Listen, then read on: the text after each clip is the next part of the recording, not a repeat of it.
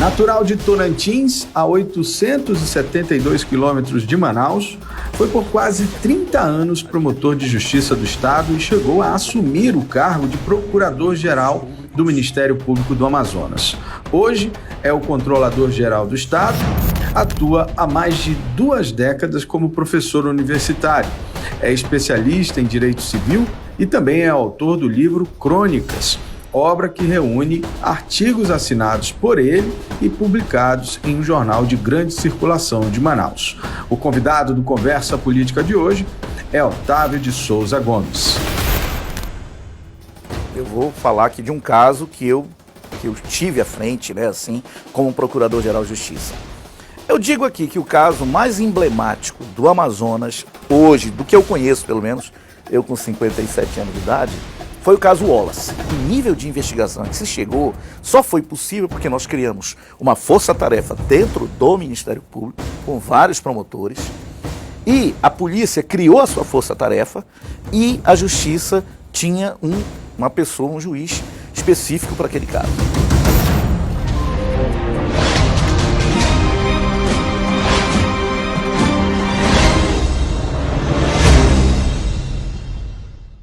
Como é que um garoto, Otávio, lá do interior, Tocantins, chega ao Amazonas, chega a Manaus e conquista toda essa posição que você conquistou? Como é que é essa história? Conta pra gente. Agradeço, Álvaro, a pergunta e é muito interessante assim, né? A gente nasce aí, vou revelar, 1965, já é algum tempo, né? Pô, tempo. E estudamos lá até os 10 anos de idade, né? Mas sabe que naquela época a região ali do Alto Solimões, ela foi muito ajudada pelos padres capuchinhos, né? Então os padres, se a gente pegar ali, mesmo Fonte Boa, até Tabatinga, aquela região toda, você vai encontrar colégios de padres, dos padres capuchinhos. Então a gente estudou lá num colégio chamado São Francisco e até a 4ª série. Mas ali em Tocantins, que não era município na época, era distrito de Santo Antônio do Içá, Tocantins não ia além da 4ª série. Então você ficava na 4ª série primária e tinha que procurar uma saída. Grande saída que o pessoal teve, né, muitos deles de lá da região, foi o seminário, né? A gente sabe que especialmente no 4º ano mandava a criança para o seminário. Tinha que ir para algum lugar, possivelmente seminário, onde tinha uma estrutura deles, né? A Maturá mesmo tinha um seminário, é verdade. Fé, né? E aqui em Manaus, aí ao lado da São Sebastião também, tinha um seminário ali na igreja. Mas nós viemos, meu pai, né, tinha se aposentado como comerciante pelo INSS, minha mãe era agente dos Correios, também se aposentou na época por lá, e eles resolveram vir embora. E para minha sorte, né, porque na 5ª série eu já comecei aqui em Manaus. Aqui em Manaus. Já com 11 anos de idade. Estudei ali no Álvaro Maia, no Parque Deste, o Centro Educacional Álvaro Maia, que hoje já está até fechado. Mas depois fomos para um colégio público, o Altair Nunes, o Benjamin Constant, onde concluímos o 2º grau. E à época a gente tinha 2 faculdades aqui, né, assim. Uma que hoje é o UFAM, era a UA na época. A UA, até o tempo desse ainda era, né? E a UTAN, né, a UTAN que depois se transformou, foi incorporada pela UEA. Né? A UTAN só eram cursos técnicos, né, os tecnólogos. E aí, na época, ali, 1983, o distrito bombava. Eu digo, então vou fazer eletrônica para a UTAN, para tentar consertar rádio, televisão, que era o áudio no momento. Mas te confesso que eu nunca consegui consertar um rádio. Nem no curso do Senai. Isso era o auge do momento? Era. Né, a tecnologia era... vendia rádio e vendia... Eu lembro o dono da TV lá contando essa história, né? É verdade, ele fala disso. Ele contou isso aí, né? O falecido Zé Azevedo, ele dizia, olha, primeiro eu trabalhei com rádio, foi uma portinha. Depois, quando eu vi a televisão, aí eu comecei a trabalhar com antena, vender antena de TV. E aí foi como ele fez o império dele. Então, realmente o auge era esse. Mas eu também, números realmente não eram comigo. Eu acabei ficando só um semestre na UTAN, mas tinha passado para Direito na UA, hoje UFAM, e concluí por lá. Então foi aí que a gente chegou, digamos, a ter o curso universitário, que sempre foi, né, a gente só tinha uma universidade, então realmente formava, modéstia à parte, uma elite, não tinha jeito. Não tinha jeito. E essa mudança, especialmente o curso de Direito, Conrado, na UFAM era um curso elitizado, na verdade era, Sim. né? Os professores, eu já não peguei isso, mas os professores lá davam aula. Alguns professores eu peguei ainda, de terno, gravata, e os alunos muitas das vezes também tinham que ir de terno e gravata. Mas da minha época para frente já não tinha muito isso não. Mas isso, eu guardo recordações maravilhosas da famosa jaqueira, né? É um berço para muitos de nós que viemos do interior e que buscamos ter algum espaço aqui em nível de capital. E aí você acabou enveredando dentro do universo do direito, você foi ser promotor de justiça. Isso. Volta para o interior, certamente, né? Isso, né? Ali é 1990, já tinha 3 anos de formado. E a Constituição Federal de 88, ela tinha modificado as funções do Ministério Público, né? Até então, você via o promotor como aquele de toga, né? De preto ali, buscando condenar alguém, acusar alguém no tribunal do júri por um crime de homicídio, os crimes dolosos contra a vida. Mas só que a Constituição veio e disse, não, o Ministério Público não vai atuar mais só nisso, né? Ele vai ter que atuar na defesa do patrimônio público, do meio ambiente, do consumidor, a questão da infância e adolescência, enfim. Abrir um leque. Abrir um leque. E aí foram muitos os concursos que ocorreram na época para o Ministério Público. Então a gente tem concurso ali, eu acho que em 88, 89, 90, 91, 92, praticamente todo ano tinha concurso para lá, para poder... e aí, formar, né, a quantidade exato, o quadro, necessária. Né, você sai de um quadro, talvez, digamos aí, aqui eu vou chutar, né, tipo 30, 40 promotores, para alcançar um quadro aí de 120, pelo menos 4 vezes mais. E aí eu faço concurso em 90 e volto realmente para o interior, vou lá para Santo Antônio do Içá, que era... Sua raiz, né? A minha cidade. Apesar de ser próxima ali, mas na época era um distrito, né? Como muitos municípios ali eram. O primeiro promotor titular realmente da comarca de Santo Antônio do Içá fui eu. Até o momento não tinha vida, tinha designação de juiz, já tinha juiz titular, mas promotor mesmo, fixo e titular não tinha vida. Ninguém tinha escolhido ainda Santo Antônio do Içá. Então, para mim realmente foi uma honra ir voltar para a minha terra e fiquei por lá acho que 2 anos, depois fui para Tabatinga, né, que já era um caminho natural também, uma estrutura melhor, avião diário, porque Santo Antônio do Içá, na época era via de barco, não tinha esses ajatos de hoje, voadeira, né? De madeira, e você vinha, levava aí 4 dias para chegar em Manaus e para voltar 7 dias, né? Os barcos não eram tão potentes, os motores, enfim.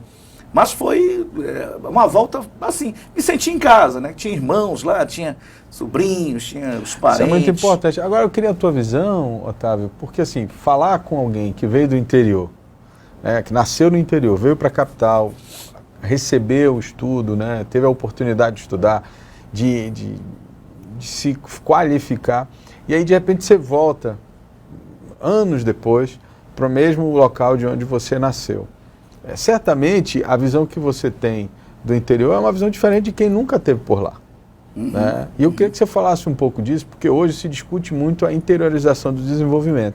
É algo que está no papel desde a formação da Zona Franca, mas isso nunca de fato aconteceu. E a gente sabe disso porque isso é inconteste. Né? Você vai em qualquer município do interior, a dependência dos municípios ainda é muito grande, você não vê uma formação econômica, até de educação, isso que você falou ainda acontece hoje, as pessoas vindo do interior para estudar aqui com menos frequência, porque tem municípios que já têm faculdade, né, como Parintins e tal, mas a verdade é que isso ainda é uma realidade. Muito, ainda é, e é assim, Álvaro, tem uma situação que o Francisco Queiroz, que foi deputado estadual, presidente da Assembleia, o pai do Rafael Queiroz, também é um amigo nosso que é advogado, o Francisco Queiroz ele dizia o seguinte: você só desenvolve o interior do Amazonas criando municípios. Assim, desenvolver mesmo com uma certa rapidez. Então eu acho que a última grande criação de municípios já faz tempo se deu em 82, no governo Lindoso. Quando ele cria Tabatinga, Iranduba, Tonantins, Amaturá, Presidente Figueiredo, todos foram criados, Apuí, foram criados na mesma época. Por isso que muitos deles têm a data de aniversário tudo no mesmo dia, né? Isso. O decreto foi tudo publicado no mesmo dia. Então, e ali foi uma luta, né? A gente tem que, assim, tirar o chapéu, digamos, para o Fábio Lucena, o senador Fábio Lucena, porque aquela lei que o Lindoso, através dela, criou os municípios, o governador Zé Lindoso, ela foi considerada inconstitucional.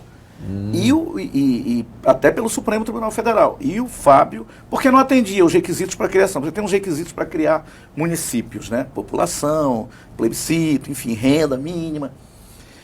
E o Fábio entrou com um decreto, um projeto de decreto legislativo no Senado, na época, restaurando os municípios. Então levaram aí uns 9 meses que os municípios caíram, mas depois foi restaurado. Mas o que eu queria dizer é o seguinte, que se você pegar o retrato, eu falo assim, porque eu conheço mais de perto Tocantins. Se você pegar Tocantins, distrito de 82 para trás, 1982 para trás, é uma realidade totalmente diferente de quando ele se transforma em município em 1983. Certo. É uma mudança fantástica em todos os sentidos. Você não tinha hospital, você passou a ter. Foi o último município a ter 24 horas de energia, mas hoje é uma coisa comum, né? Rede de celulares.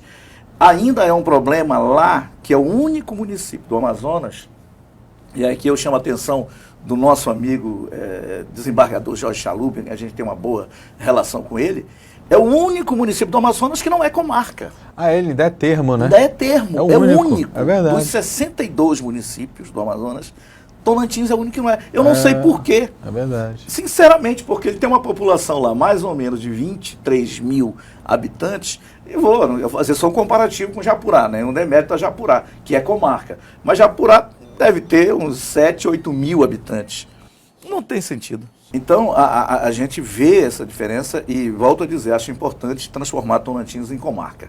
É uma bandeira que, inclusive, já foi pedido, os vereadores de lá pediram, a gente até também deu um reforço para isso. Mas assim, Álvaro, hoje é uma realidade diferente, né?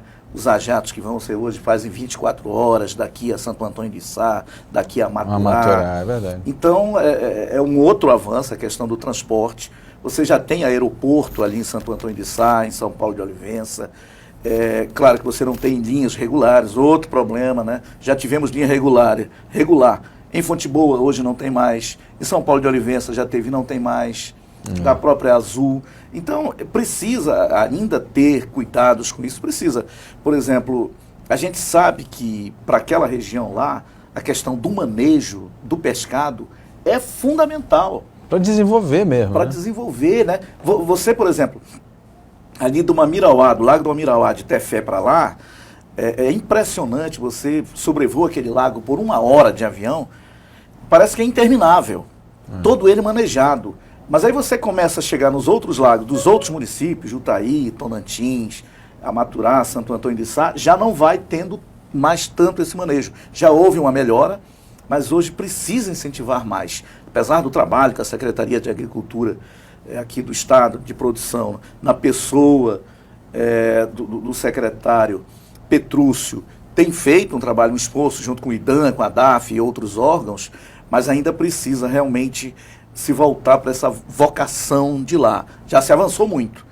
Como eu disse, se a gente pegar 30 anos para cá, a gente tem um progresso muito grande, mas ainda tem, tem um passivo muito a ser feito. Né? Você é esperançoso, né? Porque assim, normalmente quando a gente ouve alguém falar do interior, sempre rola aquela coisa de dizer que o interior está muito maltratado. A sua visão já é diferente, eu acho interessante. É uma visão de reconhecimento do avanço que teve até o momento, né? De entender que ainda tem muita coisa para fazer, mas a gente não pode ignorar também que já houve ali um avanço considerável, né? Sem dúvida. E veja assim, eu acho que eu vi uma comparação com Sergipe. Sergipe, parece-me que com 270 municípios. É um dos estados pequenos ali do Nordeste. Não, Sergipe Posso estar me equivocando, qual seja. E a gente aqui só com 61 no interior. Não tem sentido. Não tem sentido. Perfeito. A gente precisa realmente criar, porque com a criação você traz mais FPM, você traz mais Fundeb, você traz outros recursos que serão aplicados lá. Né? Perfeito. Olha, tinha uma situação, só para dar um exemplo assim, divisão de algumas pessoas. Ele já até faleceu, José Carlos Menescal, era um juiz lá em Tabatinga que eu trabalhei com ele. E ele fazia questão de a gente agilizar e facilitar a aposentadoria na época dos chamados soldados da borracha, que eles ganhavam 2 salários mínimos. Em vez daquele salário mínimo único pela aposentadoria por idade, ele ganhava 2. E ele dizia, Otávio, quanto mais nós conseguirmos aposentar esses soldados da borracha, mais recursos nós vamos ter aqui no município, mais vai desenvolver, mais vai ter renda para circular. E realmente a gente fazia um esforço grande, sabe?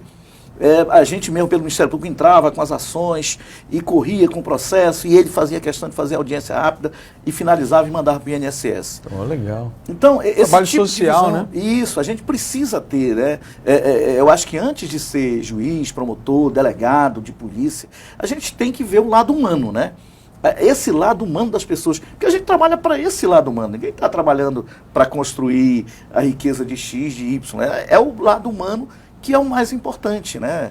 Bom, aí você veio para Manaus, aí eu já é uma história um pouco mais recente, mas me recordo, você estava numa promotoria específica, né? Você trabalhou muitos anos nessa promotoria, né? Isso, eu primeiro, né, fui para o controle externo da atividade policial, mas logo que eu tive a oportunidade, eu fui para a promotoria do consumidor. Isso, foi quando eu acho que lhe conheci, eu era repórter e comecei a ter... Isso, porque a promotoria do consumidor tem esse lado, né?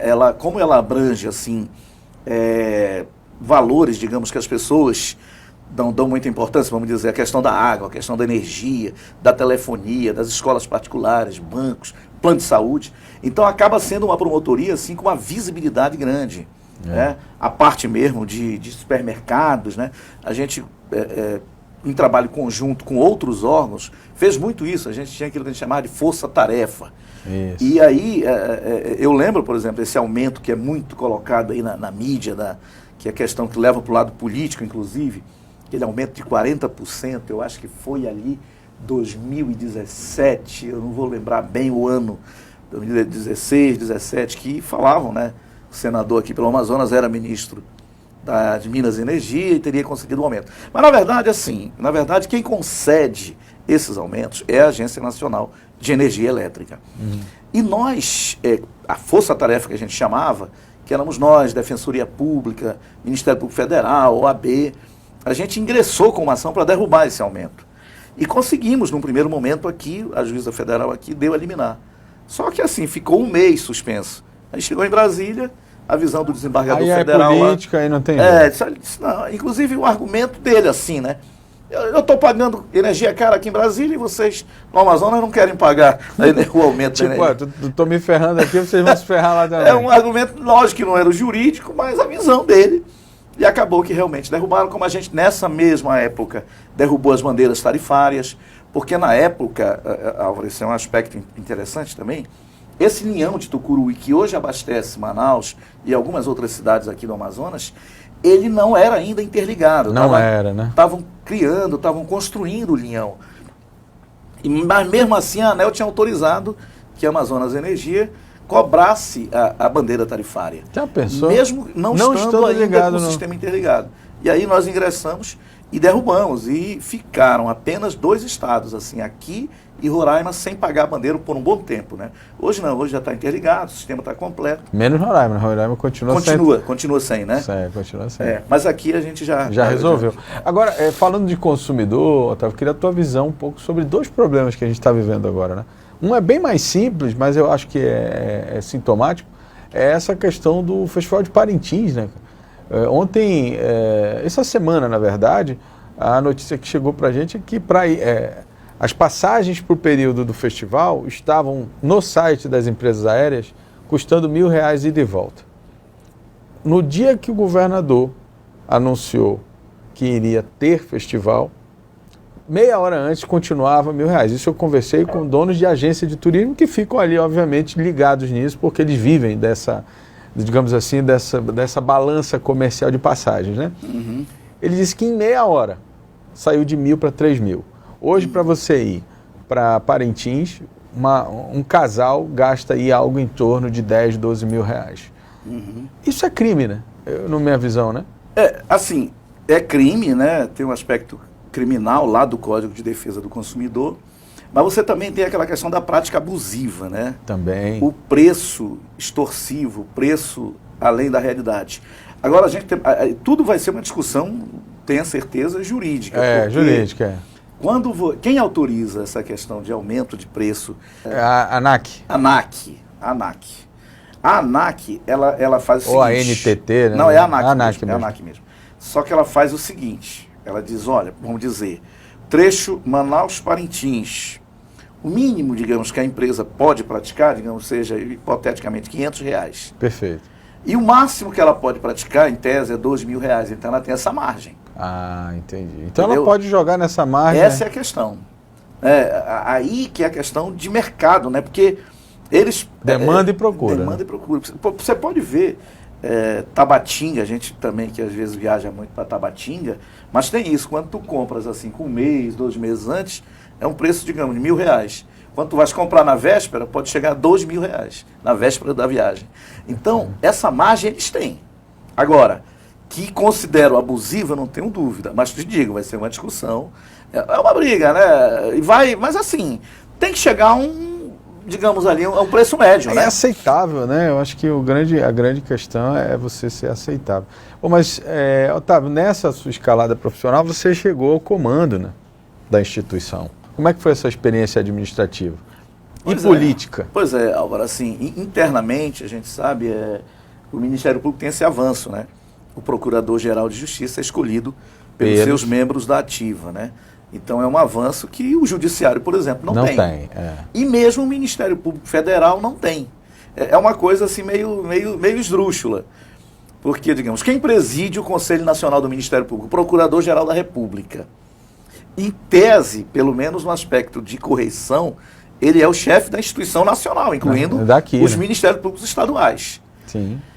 Mas quando você chega nesse aspecto de ser democrático e defender a democracia, que é um papel do Ministério Público, o Ministério Público dos Estados é mais avançado nesse ponto. Porque a Constituição veio e disse o seguinte: nos Estados, os membros elegem 3 e o governador do Estado, dos 3, escolhe 1. Escolhe 1. E lá no Ministério Público Federal não tem isso.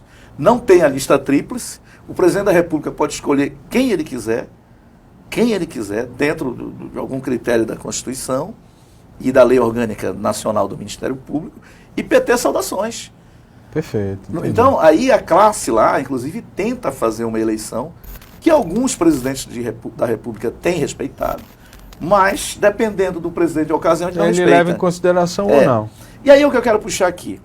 Isso a gente teve, então, essa possibilidade de, enquanto promotor, de fazer um trabalho primeiro na Associação do Ministério Público, onde nós tivemos 2 mandatos lá, que é uma grande experiência, porque você vai defender os interesses da classe. E aí a gente foi tentando eleições internas, ali vinha o saudoso Francisco Cruz, que na época, o próprio ministro Campi, tivemos a oportunidade de disputar eleições com ele, e o próprio Fábio Monteiro, que também depois chegou ao cargo de Procurador-Geral. Então a gente foi fazendo um trabalho. E da vez que a gente uniu forças, eu, Chicão e o Fábio Monteiro, foi quando eu fui escolhido ali em 1988. Então, de 88 a 2008 até 2010, eu dirigi a instituição. E uma grande experiência mesmo, já tinha da associação mais lá, a parte administrativa, são mais os interesses mais ligados aos colegas, a defesa das prerrogativas e das garantias do Ministério Público são inabaláveis, todos nós temos que fazer, é uma instituição fantástica na defesa e é reconhecida pela população. É conhecida assim, respeitada da sua importância, da sua necessidade, e que faz um trabalho, né, em nível de Brasil, em nível de Amazonas, em nível de Brasil, um trabalho muito bom. Assim, é a minha casa-mãe, né? É onde eu sinto saudades. Aí quando eu vou lá, eu mato a saudade dos colegas, mas da instituição. E vamos ter agora, semana que vem, o Congresso Nacional, voltando presencial, o Congresso Nacional do MP vai ser lá em Fortaleza, semana que vem. E vamos ter também o Campeonato Nacional do Ministério Público aqui no Amazonas, em junho. Estou te dando aqui em primeira mão, em junho. Decisão aí. Virão mais ou menos 1.000 promotores, no mínimo, jogadores com as suas famílias, né? E eles virão para esse campeonato, que na verdade são 2 eventos grandes do Ministério Público Nacional.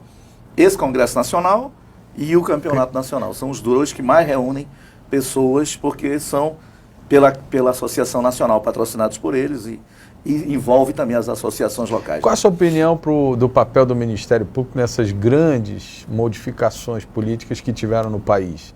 A gente sabe que tem uma corrente muito forte que critica até o papel do Ministério Público, por exemplo, na Lava Jato, em tantas outras operações. Mas a verdade é que, se não fosse o papel do Ministério Público, talvez a gente não chegasse nem a saber que essas coisas estavam acontecendo, né? Sem dúvida. Olha, eu particularmente, eu vou falar aqui de um caso que eu tive à frente, né, assim, como Procurador-Geral de Justiça. Eu digo aqui que o caso mais emblemático do Amazonas, hoje, do que eu conheço pelo menos, eu com 57 anos de idade, foi o caso Wallace. Foi o caso Wallace. Caso Wallace que teve uma repercussão mundial. Não foi? Virou filme, né? Virou filme, virou série, enfim. Eu lembro aqui de um artigo do Vargas Llosa, daquele peruano, escritor peruano, que até disputou uma vez a eleição no Peru e é prêmio Nobel de Literatura. O Vargas Llosa escreveu um artigo, um livro chamado Sabres e Utopias. Ele escreve um artigo de 5 páginas, muito próximo do caso Wallace ali, acho que um ano depois do que havia ocorrido. Mas ele é impressionante no artigo dele, como ele conta detalhes do caso aqui, e ele pegou casos da América Latina e colocou nesse livro. E um desses casos foi o caso Wallace. De 2 ou 3 no Brasil, um desses foi o caso Wallace. Mas o que eu quero dizer, e a época eu estava à frente da Procuradoria-Geral de Justiça, nós só chegamos a algum avanço no caso Wallace, independentemente de dizer quem tem culpa, quem não tem culpa. É outra discussão. Se era verdade ou não, se era mentira, aquilo que a série coloca, e se tinha questão política por trás ou não tinha, eu não estou discutindo isso. Eu estou dizendo que o nível de investigação a que se chegou só foi possível porque nós criamos uma força-tarefa dentro do Ministério Público, com vários promotores, e a polícia criou a sua força-tarefa e a justiça tinha uma pessoa, um juiz específico para aquele caso. Então ali, da união, do esforço dos promotores, aí estava Fábio Monteiro, né, estava Ronaldo Andrade, e estava Alberto Nascimento Júnior, que hoje é o Procurador-Geral. Nós tínhamos ali o Divanilson pela polícia e outros delegados que eu não vou recordar, e tinha o Mauro Antoni pela justiça, o juiz. Se não fora isso, provavelmente a gente não conseguiria chegar a determinados lugares, a determinadas elucidações, enfim, no calor daquele momento. E da mesma forma eu vejo a Lava Jato. A Lava Jato. Se não fosse a força-tarefa do Ministério Público, da Polícia Federal e da própria Justiça, no papel emblemático aí do juiz Sérgio Moro, também não se chegaria. Sinceramente, eu acho muito difícil, Álvaro, você atuar em qualquer crime do colarinho branco, que em regra não vai deixar rastro, se não tiver um esforço de polícia, um esforço até mesmo de engrenagem dessa investigação. Não que você não dê o direito de ampla defesa, não é isso. Não é isso. A ampla defesa, o contraditório, tem que ser respeitado em qualquer processo, indubitavelmente. Mas você não aprofunda, você não chega, se você não tiver mecanismos, até, digamos assim, primeiro, o sigilo em relação a determinadas investigações. Isso. Como não trocar ideias, digamos, o promotor, com o procurador, não tem como, né? com a polícia. Não tem como, não né? Não tem. De alguma forma Isso eu achei interessante, porque começaram a tentar criminalizar essa relação. Eu digo, não, mas espera aí, eles estão atuando junto no processo. Então não tem como eles não discutirem estratégias, inclusive de atuação nesse processo. Que em algumas vezes você possa ter excessos, extrapolado, né? É possível. Mas você tem mecanismos de conter isso. Hoje você tem, além das corregedorias no âmbito do Ministério Público e da própria Justiça e da própria Polícia, mas você tem, por exemplo, o Conselho Nacional do Ministério Público, que atua muito nisso. Tanto é que muita gente representou contra procuradores lá. Tem o Conselho Nacional de Justiça, onde o juiz também...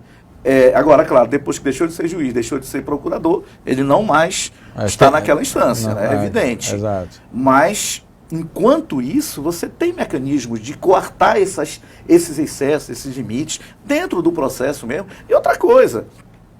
Assim, não estou aqui defendendo ipsilitera a Lava Jato na sua totalidade. Né? Excessos com certeza ocorreram. Mas você via naquele momento ali, e a gente pode pegar por obras e até séries mesmo, filmes, a gente via que várias decisões que eram tomadas eram questionadas nas outras instâncias. Né? No Tribunal Regional Federal, exatamente. No STJ, no Superior Tribunal de Justiça, e no próprio Supremo Tribunal Federal. As decisões, na época do juiz Sérgio Moro, eram questionadas em várias instâncias. E não eram, e não eram modificadas. Em nenhum momento se questionou, inclusive, a questão da suspeição. Quer dizer, isso só foi ser usado depois que ele, inclusive, já estava condenado. Eu achei isso um absurdo porque, assim, é um gasto de dinheiro público, é um gasto de esforço dos profissionais. Ou seja, se é para julgar um juiz suspeito, que se julgue logo no início, né? Ou que quando se tem logo essa informação. E outra coisa, praticamente a operação se desfaz quando o Supremo, né, através acho que do ministro Edson Fachin, vem e diz, não, mas a Justiça Federal do Paraná não era competente para atuar. Aí realmente, depois de anos, você chegar... Dizer que a justiça de lá não tinha que ser lá em Brasília, no centro de São Paulo, que seria um aspecto a ser considerado, como se diz lá no processo, ab início, né? Desde o início já tinha que ser visto, é competente ou não é. E havia, inclusive, descentralização de alguns processos. Tem até um conterrâneo nosso, né, amigo também, o Valdisney, que atua em processo lá no... E quem corrige processo da Lava Jato em Brasília. É possível corrigir isso? Ou não tem como corrigir quando um Supremo toma uma decisão dessa, desfazendo tudo que foi feito? Não tem ninguém que diga, não, Supremo, isso aí não pode. Não tem, né? Não. Aí realmente aí é a última instância, né? Que em nível de Brasil, a última instância, né? Aí tem que falar lá nos tribunais internacionais, mas não para decidir essa questão Otávio, de competência. Aí você sai desse universo e vai para o executivo, né? Agora você está dentro de uma secretaria no executivo estadual. Como é que é essa experiência? Aí já é uma outra realidade, né, Otávio? É uma outra realidade, Fiquei muito em dúvida, né? Porque eu me aposento com 54 anos no Ministério Público, eu não poderia vir para o executivo ou qualquer outro cargo se não for aposentado, né? Ou então me exonerando lá, como fez o Moro, como está fazendo o Delanhol e outros. Mas eu não, sairia realmente aposentado. Como eu já tinha tempo de serviço suficiente para isso, o fiz, né, a convite do governador, vi para exercer o cargo de Controlador-Geral do Estado. Para mim está sendo uma honra, também uma experiência nova, fantástica, já praticamente 3 anos à frente do cargo. Não é muito diferente, porque aqui nós trabalhamos buscando dar transparência ao governo, né, que é a parte da ouvidoria e transparência, e também buscando corrigir em relação, por exemplo, à aplicação dos recursos condutas públicos, ali, né? Os rumos. Então a gente corrige 122 unidades gestoras, a gente faz apontamentos assim, no sentido de, olha, aqui houve um equívoco, precisa ser corrigido. A gente antecipa, digamos, um trabalho do Tribunal de Contas do Estado que faz o controle externo. Nós fazemos um controle inicial. Até agora, março, nós certificamos todas as 122 unidades gestoras. E hoje, posso dizer que 80% delas foram consideradas regulares nas contas de 2021. Isso é um grande avanço, né? É um grande avanço. Com algumas ressalvas, é evidente que tem, né?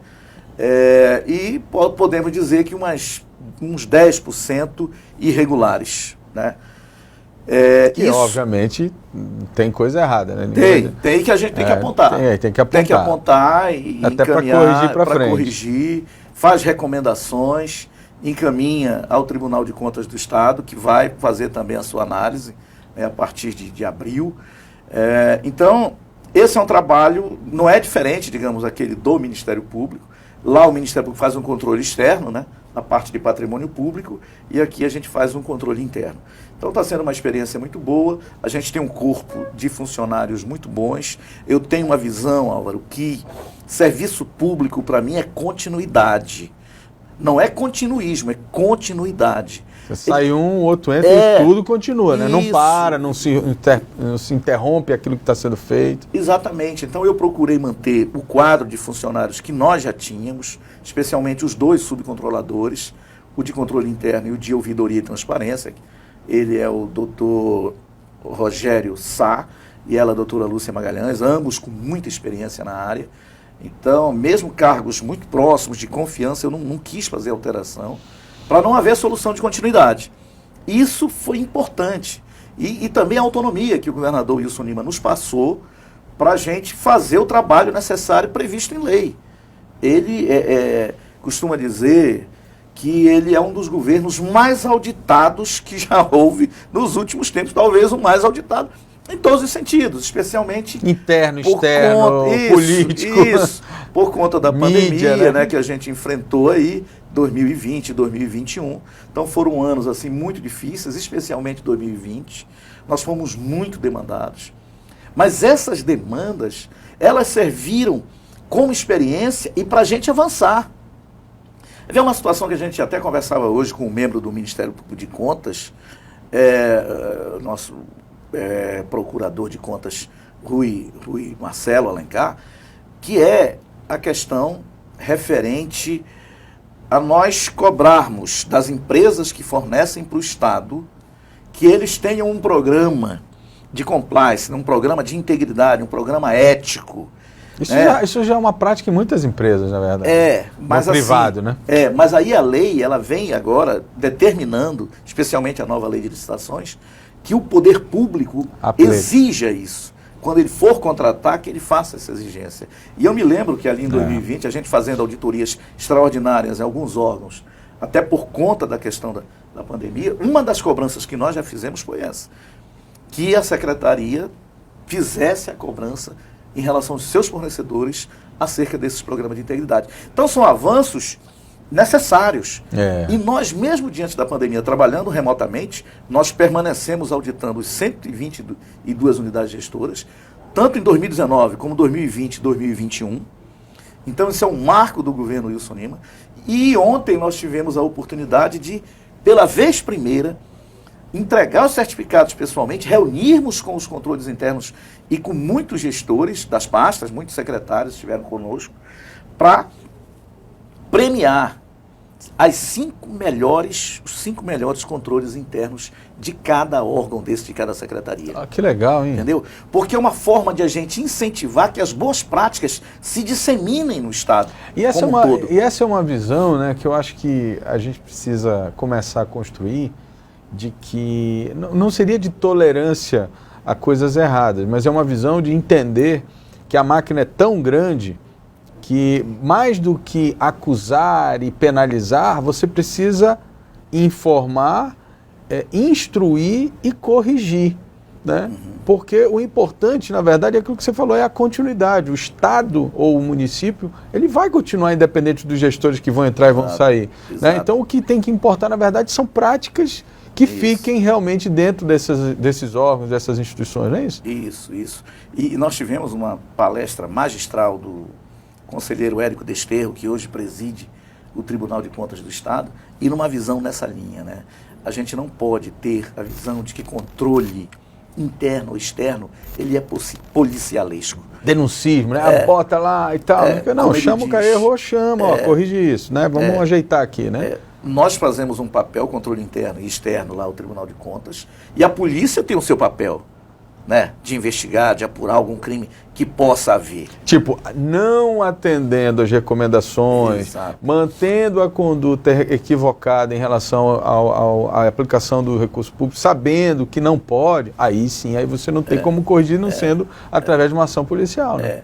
Então, o nosso papel é diferente. Então, a gente faz esse papel inicial, como você disse, de informar, de instruir, de buscar corrigir aquilo que está equivocado. E temos avançado. A transparência, por exemplo, nossa, obteve, diante das situações, mesmo ainda da pandemia, a gente chegou a estar em vários locais em primeiro lugar. Olha só. Em organismos internacionais, tem um organismo chamado Openology, que afere, é um organismo externo, mas afere em nível de Brasil. E aqui o Estado, na nossa trabalho que foi feito para essa transparência, estivemos em primeiro lugar. No próprio ranking do Ministério Público de Contas, nós estivemos em primeiro lugar, superando os outros órgãos públicos no Estado. Então, para nós realmente tem sido assim, alcançar índices históricos e uma felicidade. Claro que esse trabalho é de uma equipe, de um conjunto. Nós não somos uma estrutura ainda muito grande. Nós aprovamos, o governador mandou uma iniciativa muito saudável, muito de reconhecimento ao órgão CGE, mandou no final do ano passado, o plano de cargos e salários para a Assembleia Legislativa, tivemos a aprovação unânime na Assembleia, e então nós vamos estruturar agora um quadro realmente com concursados. Então, eu não estou anunciando concurso, aí é o governador que o faz. Ainda não, né? Mas nós já temos o plano de cargos. Legal. E estamos trabalhando para que esse concurso se concretize, né? Eu sei que esse ano é um ano complexo, porque é um ano eleitoral, a lei vai vedar em algum momento a iniciativa de concursos, mas estamos trabalhando nisso, é um grande avanço, porque hoje nós temos, Álvaro, no total mais ou menos 70 cargos, todos eles, salvo algumas exceções, uns 5, 6%, eles são de carreira, os outros não são. Então tem que mudar, temporários, né? Precisamos mudar. Senão não tem a continuidade. Não tem, e veja bem, às vezes a gente discutia muito isso lá no Ministério Público, na área de consumidor, como é que um fiscal que não é concursado, que não tem estabilidade, ele vai conseguir ter autonomia para lavrar um auto? Contra um gestor público?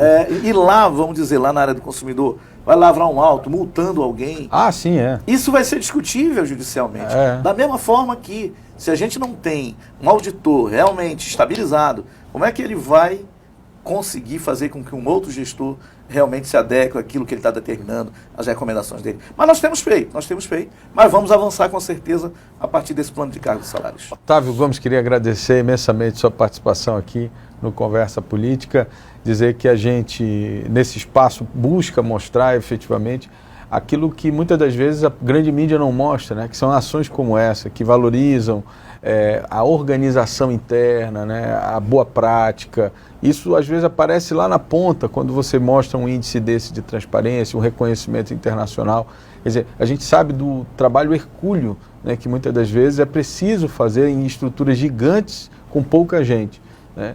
E esse trabalho da controladoria, nesse aspecto de combate à corrupção e tudo mais, tem um papel fundamental, porque não é, como você falou, não é de dar chibatada em todo mundo, mas principalmente evitar que a corrupção aconteça, ou até mesmo que um erro seja interpretado como corrupção, que é um outro aspecto também, né? Sem dúvida. Nós agora, também um outro fato inédito, a lei era de 2017, mas o governador baixou um decreto e criou o Comitê de Defesa e Prevenção à Corrupção. Então nós temos um comitê com vários órgãos nessa linha de prevenção à corrupção. Então, a gente está avançando. Eu agradeço também a oportunidade. Obrigado. Parabenizo aqui mais uma vez a forma como você entrevista. Você é muito leve, é um jornalista com uma capacidade, ao mesmo tempo, um ser humano, né? Eu sempre te admirei por esse lado, não só o lado profissional seu, mas esse lado humano, que eu tenho certeza que congrega aí com as suas origens também interioranas, né, da sua família, que eu conheço de perto. E agradeço, Álvaro, agradeço a oportunidade, estamos sempre à disposição, meu amigo. Conte conosco no que for necessário e sucesso na sua empreitada aqui, que vai muito longe, com certeza. Muito obrigado. Obrigado, meu amigo. Muito obrigado.